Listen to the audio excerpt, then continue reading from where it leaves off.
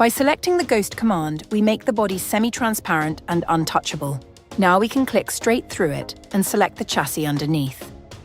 To bring everything back, we simply right-click and choose Unghost All. Ghosting is different from hiding or making geometry transparent. If we hide the body, it disappears completely from the 3D scene. It is still listed in the scene tree, but no longer visible in the workspace. If we make a part transparent, like the seat here, we can still see through it, but it remains selectable. Ghosting is what makes the difference. Here we ghost the floor panel assembly. The geometry stays visible, but now we can select through it and work on the parts behind it.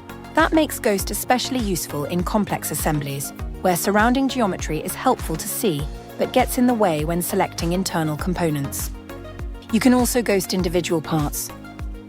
To remove ghosting, select the item in the scene tree, right-click, and choose Unghost Selected or Unghost All.